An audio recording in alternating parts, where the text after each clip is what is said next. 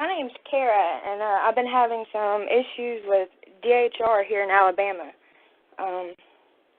And I've listened to a few of your shows, and I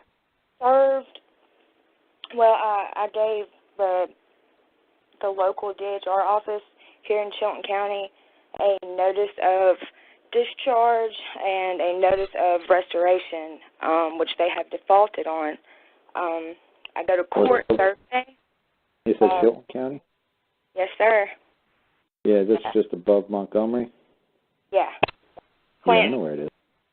Yeah, they took my child out of the hospital. She's in the NIC unit at the hospital here, and they put her straight into foster care.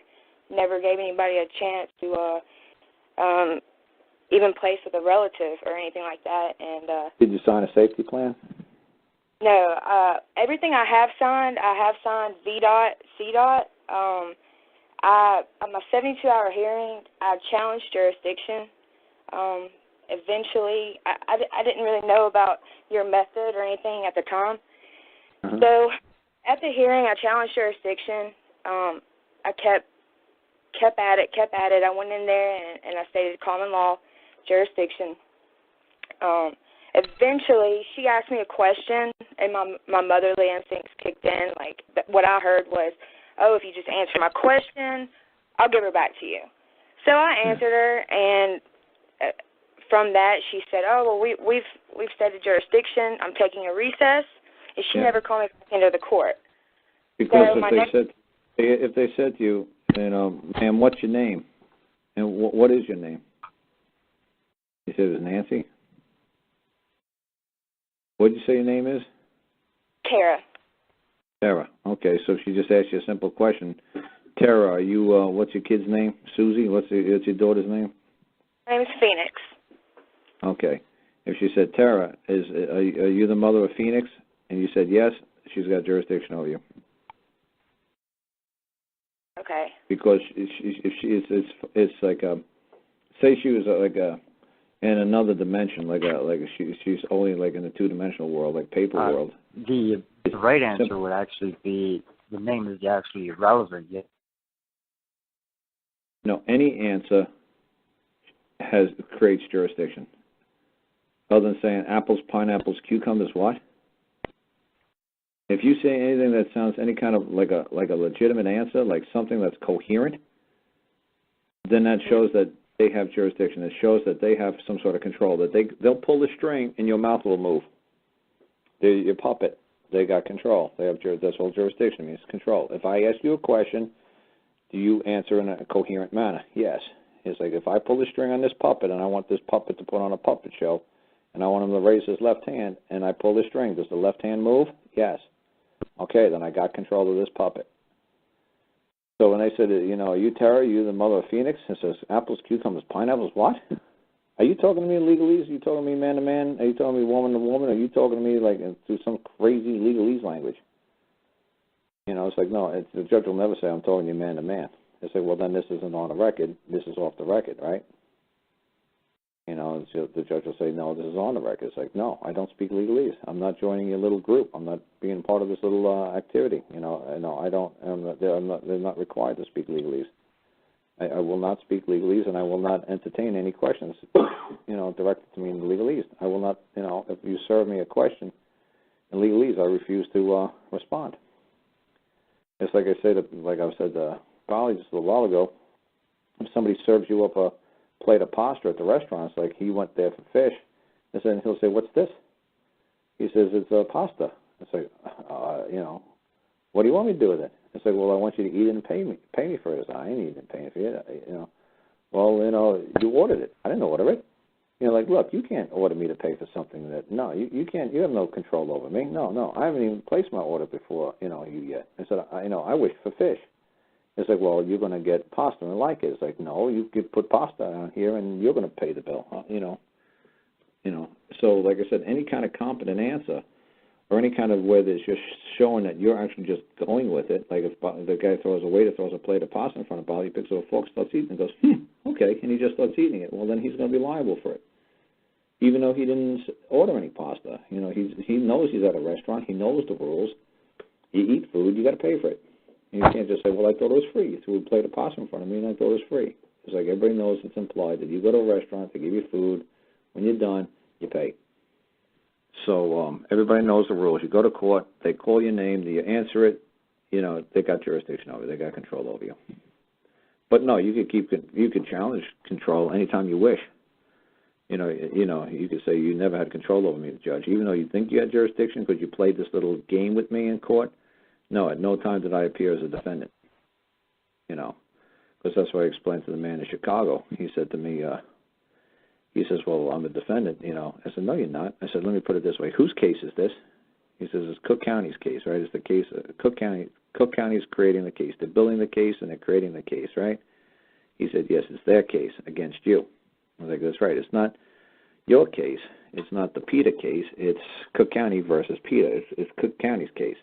Who's got control of the case? Who has control of where the case goes? Who has control of when the case is going to be heard, or where it's going to be heard, or what court it's going to be brought before? Who's got control of the case? Cook County. I said, now, why would you want to defend Cook County's case? Say it was Cook County's castle. Would you want to defend Cook County's castle and be the one who gets the arrow in the head? Or would you say, that's not my castle, it's Cook County's castle. Let them defend their own effing castle. I got my own problems. I got my own case. I got my own castle to worry about. I'm not defending it. I don't accept the title as defendant. You can't force the title on me. It's just like the Queen of England. She wants to give me a knighthood, or she wants to give me a lordship, or she wants to make me a squire of the crown or the court, whatever. It's like, no. I said, I can't accept the title. I'm too busy. Why? I'm a dad. I got a farm. I got things to do. I can't be burdened with another title.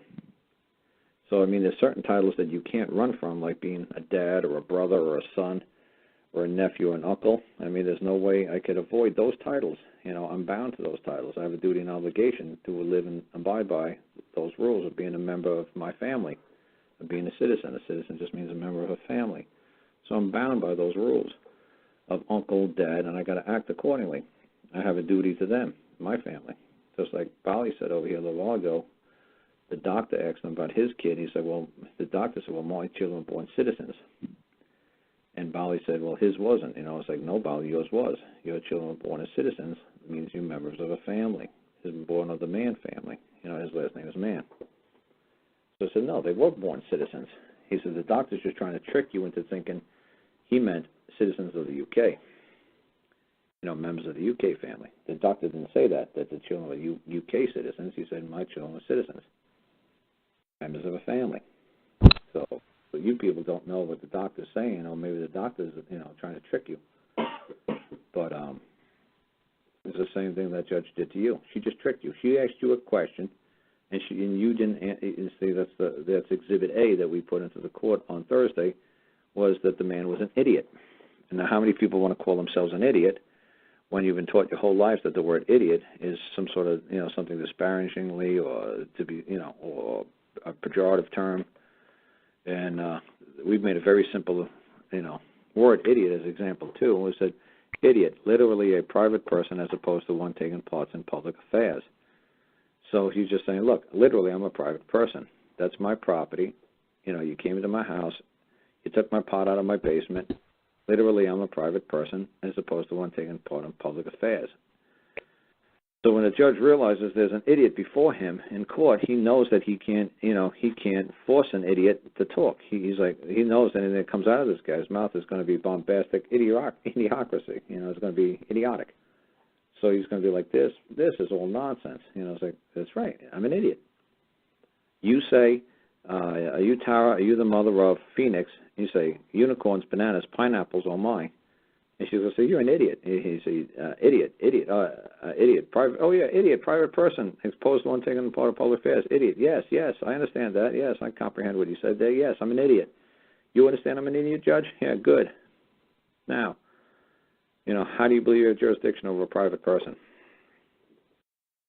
So like I said, the whole thing I tell people all the time is you people think that you could, these guys are word nerds. The people on the bench, the lawyers, they're all word nerds. And you people think you're going to open your mouth in an open court and out-word nerd the word nerds. And I say to people all the time, when you have the judge you know, especially like in a child custody case like that, and she's giving you a whole bunch of questions, or he's slinging out the questions, tell him, can you put your questions in the form of writing, and can you give me leave of court, you know, for 3 days or 30 days so I could properly place a proper answer before this court. I have to seek out legal competent counsel. And competent counsel doesn't mean a lawyer. You know, you could have a guidance counselor or a job placement counselor. A counselor doesn't mean just somebody who does legalese. So you just say, I want to seek out competent counsel. So especially when it comes to something that important, say, look, man, especially something as important as the placement of my child or the custody of my child, you know, well, you don't say child, the placement of my property or the custody of my property. You know, any question that you want to present to me, you have to do it in the form of writing, you know, and sign it. And then I'll go seek out competent counsel and I'll place a proper answer before this court. But I'm not here to argue with you, Judge. I'm here to argue with the prosecutor over there, you know, the state attorney who stole my property. You know, that's where my argument lies, not with you, Judge, in the black robe. My argument is with that state prosecutor, the attorney over on that side, and have explained why his client, the DHR, stole my property or robbed me of my property or why there was a theft of my property. That's the only thing I'm here to address today. I'm not here to play 20 questions with you, Judge. And if you want to question me, put it in a form of writing, and I'll answer it in that manner. But I will not do it, you know, in an open court, you know, because you're a word nerd. You know, you're a word guru. You know, I'm not. You're speaking legalese. You're speaking a foreign language. I'm not going to play this game with you. Is this a common law hearing? No. Well, then, you're some sort of bound by some sort of Alabama code of 1975, and she'll say, well, yes. And I say, well, then, I'm not, you know, I'm not up on my code. You know, I'm not skilled in such a language. So, you know, you're going to have to place it in the form of writing, and you're going to have to give me time to seek out competent counsel so I could properly answer the court. But honestly, the judge isn't supposed to be saying a damn thing. Okay. So, when was your kid taken? I mean, how old was your kid? She was born May the 17th, and she was stolen June 26th. Well, what was their reason why they took them a month later? She was in the NIC unit. She was a month early, and I was on a valid legal prescription, which stating for a policy purpose, they had to contact DHR, and upon them do a little bit of investigating. And at that point in time, they should have just dropped out and went on with their business. And so when they approached me, I started doing a little bit of investigating. My husband and I both did, and we wouldn't comply with them. They didn't give me any valid reason for compliance, so I wouldn't comply. Gave them like an affidavit of truth about like the birth certificate, right to travel, and then the day she was getting discharged from the hospital, I was supposed to pick her up and called up there, and they wouldn't give me any information on her. They said she was in social services custody. And yeah, because when you start doing affidavits of truth and birth certificate and stuff, they know you have absolutely no clue about the law. They know you are totally clueless. That's exactly why they do it. So they know they could get away with it. They know like it's some crazy free man nonsense, and they're going to be able to get away. Just because, like I said, it's called a sibilith, and I explain to people what a sibilith is all the time. It's just a certain word or certain sound that they hear that makes them perk up their ears and say, "Oh boy, she just say birth certificate? No, statement of affidavit of truth. Oh my God, she has no effing clue. She's just getting this stuff off the YouTube channel somewhere. Holy cow, she is totally clueless. We're going to eat her for lunch." Yeah, I'm kind of seeing that now. I was just trying to do anything and everything I could to protect her. Yeah. Oh, yeah, everybody does. Everybody just tries to look at YouTube, and they look at all this guru nonsense, and they just say, you know, wow, look at all the stuff we got to put in. But like with Jesse and Jonathan, when they got their kid back, all I had to do was point across the room, said she robbed me of my property, and looked at the judge, said I require you to give me, you know, restore property. And the judge was like, why should I? You know, why don't you do what social service and DHR tells you to do? And she says, you know, don't you want to know why they robbed you? And she said, well, I don't care why a rapist rapes me. I don't care. I require you to restore the property, and that's all I require of you. I restore my property. And then the judge said the court is recessed, and the next day, the prosecutor walked across the lobby and said, when do you want your property? It's going to take us 4 days, it was going to take us till Friday to get your kids back. Can you give us till Friday? And she said, okay, fine. So like I said, it's because you just don't know how to say simple words. You guys went on and on and on and on with this tirade of all this ridiculous nonsense and just say, I was robbed. Like, the judge is a mandated reporter. Did you tell the judge you were robbed of your property? Have I? No. Well, see, then the judge doesn't know. It's just like my sister's a mandated reporter because she's a school teacher. If some kid came up to my sister and said, my daddy raped me, my sister's got to report it. She's got to go down to the sheriff's department and report a crime. Or she's got to report it to her supervisor, who will get the sheriff's department down there to take the report. But the judge is a mandated reporter. You say, I've been robbed of my property. And the judge will say, what property? The property right before you. Like I said, with Jesse and Jonathan, I did Exhibit A, B, C, and D. And Exhibit A, B, C, and D was the 4 pictures of her 4 kids. So and like I said, they were charged with gun and drug charges. They had pot in the house and gun in the house, whatever, and bullets, whatever.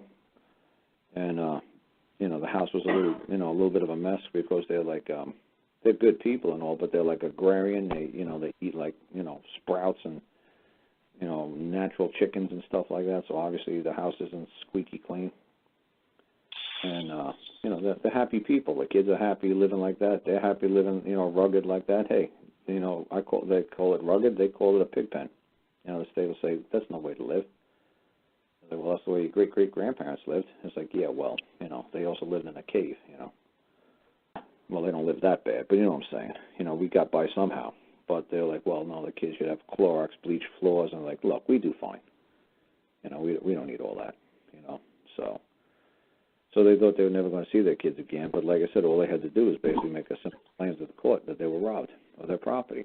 And they required the judge to report it to the sheriff's department for the sheriff's department to get back their property. Find out who's holding my property and give it back. See, like I said to people a million times, man, and this is what gets me tired all the time, is that the only reason why government exists is to secure and protect the property of man. They don't secure to protect your child. They don't not to exist to secure and protect your car, your bank account. They don't exist to secure and protect you from getting fired from your job. The job from any centralized government is to secure and protect the property of man, each other's property. And you join together, as a collective and say, well, we'll get each other's back. If some form we'll protect each other. We'll make sure each other's property is secured and protected. We'll get together as a big group. So when some bad guys come in, we can kick their ass because one-on-one we're going to lose. So we better do this together. So that's what the whole trick is of property, the word property. So you have to make the claim for property. Okay, at court, should I take a picture with me and just continue to refer to her as property and then... What you need to do is keep your mouth shut. That's the worst thing you guys, especially women, is horrible like that. You guys have to do it all in writing. See, because that's what happened with Jonathan and Jesse. When I helped them for 10 days, her husband still didn't believe me. He went on and on for about an hour or two talking all that crazy nonsense affidavit of truth, all this nonsense that he was doing. She talked 2 sentences and she was done. They got the kids back by her 2 sentences. They didn't get done with his 10,000 sentences. They got back with her sentence. I was robbed of property. I require you to restore my property. I was robbed of property. I require, the return of property. That's all you have to say. I was robbed of property, or there was a theft of my property. She took my property. He took my property. I require you to return it. That's all you got to do. Okay. That's all Jesse did. And I kept messing with Jesse for 10 days. I cursed her every curse in a book you could possibly imagine you could call a woman. I called her everything on planet Earth to try to get her ready for court. That the judge was going to try to trick her to say something else, or like you. He's like, well, should I say this when I go to court? When I say this, no, you don't say effing thing. The same thing I did with Jesse. No, you don't say effing thing. So I kept tricking her for 10 days, trying to get her to talk to me over the phone. And then she finally got it to the point in her head where I was like, I got this. I was robbed of property. I order the restoration of property. I require the immediate restoration. I require the immediate return. I order the return. I said, can you just handle like simple words like that and make believe you lost every other word in your vocabulary and just keep repeating that like a parrot. I said, because that's the only way it's going to work. I said, you can't start talking to these people. If you talk to these people, they're going to have jurisdiction over you. They're going to ask you a question, you're going to give them an answer, and then now they got control of it. You keep telling. Anything I've signed everything without prejudice. Am I bound by anything I've signed? No, like I said, whether you signed it with or without prejudice, all that stuff is just silly. Okay. With or without prejudice. Anytime you wish to withdraw, you can withdraw. And that's why I asked you, did you voluntarily place the kid into custody? No. Well, then how did they get it? Did they charge you with a crime? No. There's only two ways to put the child into custody. You have to be charged with a crime. Did you ask them, have you been charged with a crime? No, I never had the opportunity to. Okay. How hard is it to go to the court clerk and say to the court clerk, in my case file, was I charged with a crime? Is this criminal or is this a civil matter? And she'll say, well, this is family law, so this isn't criminal. And she says, well, I don't know. It's like, fine, that's fine. I'm going to go down to the sheriff's department. You go down to the sheriff's department. You say to the sheriff, do you have any criminal investigation against me or my husband? And he'll say, no. So, okay, that's fine. And then you go over the city prosecutor. If you just live out in the county? You don't live in the city? I live in the city limits. A city of what? Clanton. Oh, you're in Clanton? That's funny. Yeah. And you got that big flag and stuff down there. I know where you are. So, what you could do is then there would be a city prosecutor. You go to the city prosecutor and says, do you have a pending case? Are you investigating me for a crime? And if he says no, then you know you're not charged with a crime.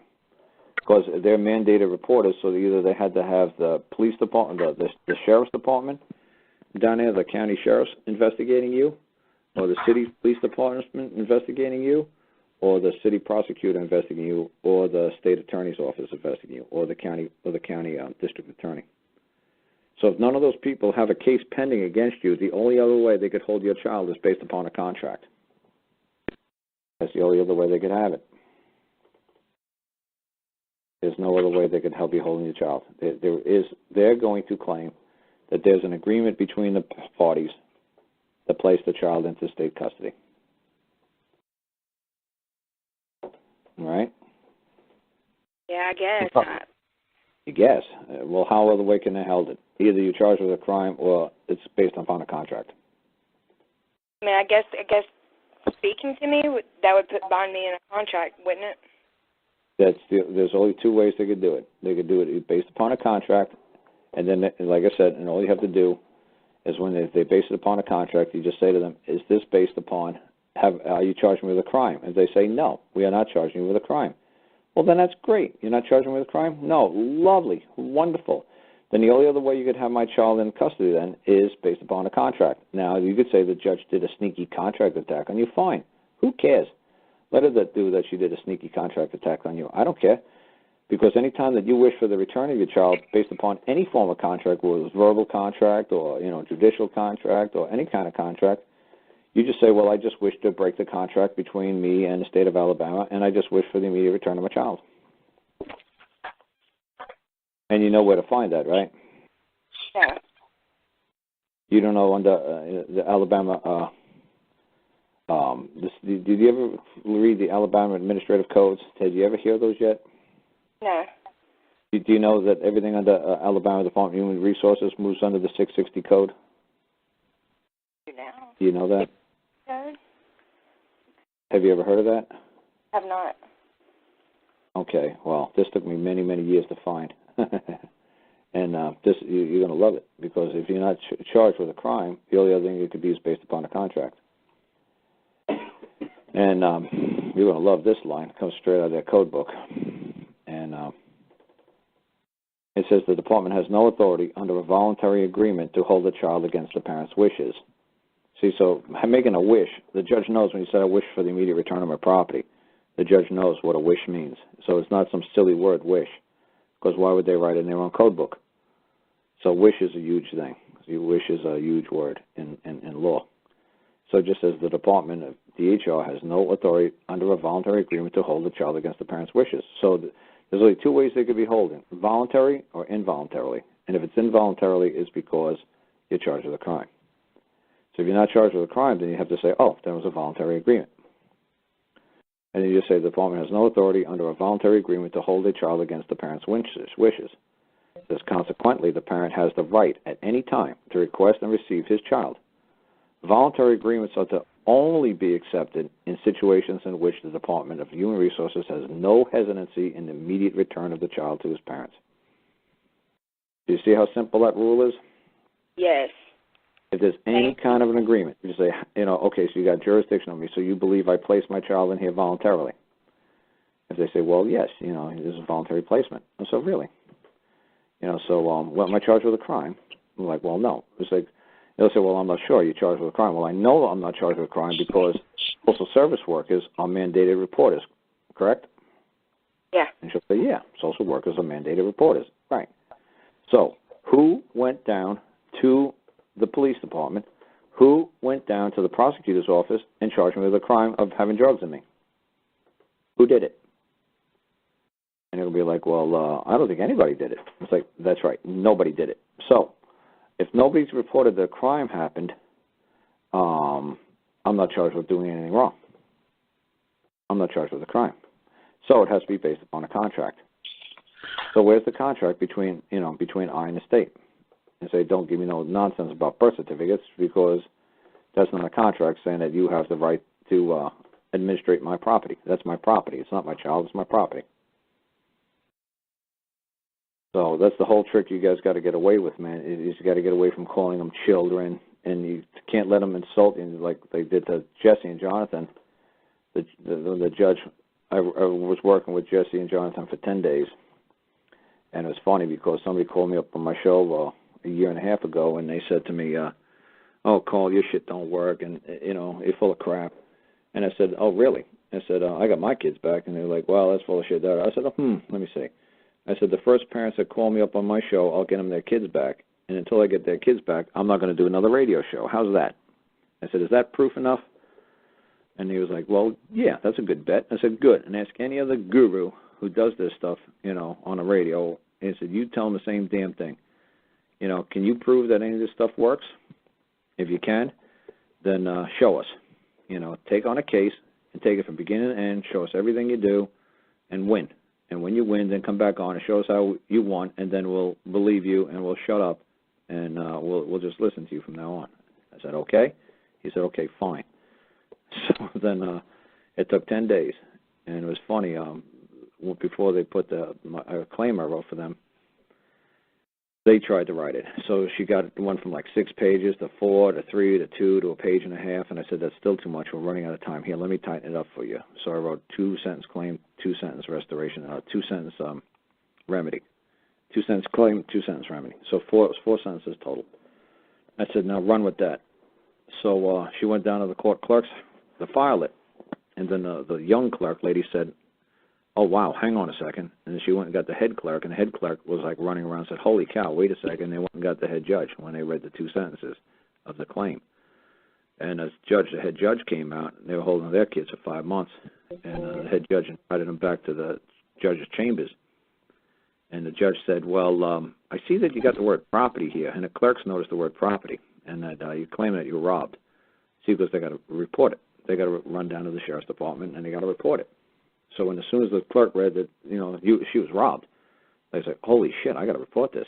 So she went to head clerk. So the head clerk said, holy shit, I got to report this. The head clerk said, she went to head judge, and the head judge was like, shit, he's got to report it. So the judge convinced them. He said, well, he said, well, she comes on to the phone to me on a Friday, and she has trial on Monday. And she said, well, I put your claim in call. We just came all the way back from St. John, which is like an hour-and-a-half ride from the mountains where they live. And Salt Flats, they live in Salt something. I don't remember the name of the town. But anyway, she says to me, the judge was really nice, and the clerks are bumping into each other, trying to, run around trying to figure out, what to do. And I said, yeah, it's the word property that drove him crazy.